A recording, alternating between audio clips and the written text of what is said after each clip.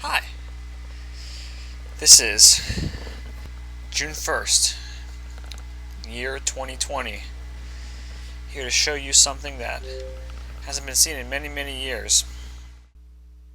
Alright, first and foremost, I screwed up. I planned on making this video in June of 2020. In 2020, the servers for Halo 3 were still up. And technically I did. A much rougher version of this was made in 2020, but I never got around to finishing it, and just the other day, all of Halo 3's multiplayer servers have been shut down. Not only that, but I can't even access this map anymore because my Xbox Live account had used an email that does not exist anymore. I don't know the password, so I can't sign in. And it's not even my account, it's my brother's account. So, whatever I recorded before this, that's all we got. And this is why procrastination is not a good thing. Now, perhaps I shouldn't be sad that I deprive people of the opportunity to torture themselves over an obscure Halo 3 level, but it's still sad that I couldn't share it with the world. At least, not really. You can still see it in this video, but just know that I screwed up. Now, some of my favorite gaming memories of all time were playing different custom games on Halo 3 as a result of the Forge mode, whether it was the I Am Legend Infection House on Foundry, or the Vietnam-themed Tunnel Rats on Foundry, which was incredible, or it was the Jenga map on The Last Stand, or any one of the maps that got approved for matchmaking lobbies as a result of user-created levels on Foundry. Usually what I would do is make my own crappier versions of other people's maps, just copying them and waiting for people to join my lobby, and then point out that they were copies. The user-created content for Halo 3 was just overflowing with creativity and all kinds of fun things that people would be doing at the time, that if you just spent enough time in different custom game lobbies, you'd be getting all kinds of crazy things that people would make. Some great, some terrible. And one of my friends at the time, known as Nick the Quick, aka Spidey Turtle, aka Test Subject, happened to be playing a game with someone who had this map. This particular map and game mode were called Verifying. Now, the reason it's called Verifying is because when you load up a map for Halo 3, it'll say Verifying before giving you the name of the map, making it seem as if this map has no name. Now, I have no idea who made this map. That's part of the mystery. I believe it said Bungie. I can't remember ever playing a game with Bungie, but considering the strange lore of this map, perhaps it would make sense. Now, back in 2008, everybody wanted Recon armor. This was the white whale of every Halo 3 player's life, was to get Recon armor, just to show off that you had it. So, with a horribly difficult obstacle course, how do you get people to want to finish it? Well, there's a custom power-up at the very top of the level, and apparently if you touch that custom power-up in this map, on the Verifying game mode, you get Recon armor. We were sold, that's all we needed to hear, so horrible torture ensued as we played on this level. The thing is, anybody can want to share some old Forge level from 13, 14 years ago with the world and be sad that they can't do it, but this is not just any Forge level. This map was so infamously difficult among my friends, my family, pretty much anybody we knew who had this game spent hours trying to play this level, trying to beat this map, and we couldn't do it. It was punishingly difficult. We could barely even get 2/3 of the way through of it. Hell, my goal at one point was to get Rooster Teeth, specifically Achievement Hunter, to play this level, but I was probably one of thousands who wanted them to play some level of some Halo game at some point. It never would have happened. Now, with all that being said, how difficult could this level possibly be? Well, let's find out. Well, here it is. Verifying. Now, what makes Verifying so difficult is there's a Verifying game mode, which I don't have anymore, but it reduced your jumping ability to the absolute minimum, which makes every single jump about 10 times harder than it really should be. Even the first couple jumps require some clever timing, and after about 3 hours of you trying to beat this level, you don't have much timing left in you. And one mistake sends you back to the very beginning. And I'll give you a run through here using the footage that I do have, where I did do a run through in Forge mode. So the course starts off with some of these crates. You have to jump on top of this cage, there's a wall, and there's some more crates. All pretty rudimentary stuff, all things considered. It starts to get a bit more difficult as you start jumping on top of these walls and this sign, and you'll have to get used to this kind of jumping because you're going to see a lot of it. Through this crate leads you to a gravity lift, where you run across a few more ramps, make a surprisingly difficult sign jump, and climb up to the next section. Next, you run along the lip of this uppermost area until you reach your first teleporter.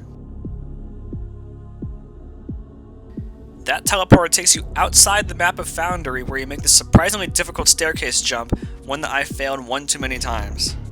After that is a teleporter which takes you even higher out of bounds, with a few more staircase jumps leading you to another teleporter. More very difficult precision jumping awaits you as it leads you across some more fences and some walls to another teleporter. Now here's what I consider to be the highlight of the level, and perhaps the most stress-inducing part, the soccer ball hallway. If you touch these man cannons the wrong way just once, you go all the way back to the beginning. That's already frustrating enough, but there needs to be some sort of stakes here. As a result, soccer balls spawn in randomly and fling themselves at you, killing you instantly. Now if you make it out of this hallway, it takes you to another teleporter, which is the furthest I ever made it in this level personally. You'll find even more precision jumping on top of walls and fences, and more difficult wall jumps as you go along. A lot of these jumps don't even seem that difficult, but when you have no hops, it's the worst thing in the world. Speaking of the worst thing in the world, you gotta do even more of it in this next section, and the final section, jumping across the tops of windowsills, which is fittingly the worst part of the map. One of my friends made it this far actually, but never beat the level. And at the very end of the road, above the ceiling of the map, you get fire grenades, but most importantly, recon armor. Now, could this have really given you recon armor? Of course not. Of course it couldn't have. Bungie wouldn't have put it in some random level that no one's ever heard of. But, of course, many of us believed it anyways, and were willing to subject ourselves to this torturous level just to get the most rare armor in Halo at the time. I mean, I remember seeing people in Halo 2 doing all kinds of humiliating things in front of a group of people just to get a golden warthog, which didn't even exist either. That's not a golden warthog. Jake, That's dude, you're in the warthog. That's a freaking ghost! Dude, that's a freaking golden warthog. You made us go through all through that crap for nothing. So I can imagine people have done stuff like this all the time just to get recon armor. Now, of course, I mentioned that the game mode no longer exists. I don't have it anymore, that is. So, who knows? Maybe you would have gotten recon armor. That remains to be seen, which I think no one will ever see, let's be real. Now, I won't lie.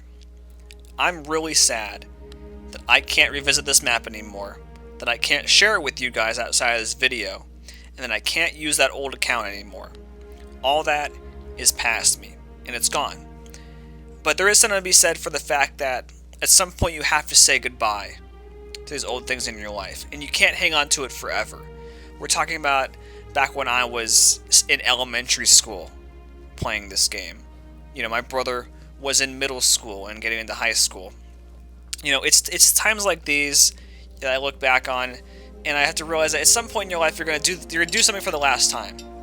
You're gonna visit something for the last time. You're gonna be a part of something for the last time, and all you will have left is the old memories, and you can't create the new ones, which at some point is gonna be fine. Unfortunately, I can't control when this happens. It's gonna happen right now. So it really bummed me out to see the servers shut down, to see it all just kind of washed away.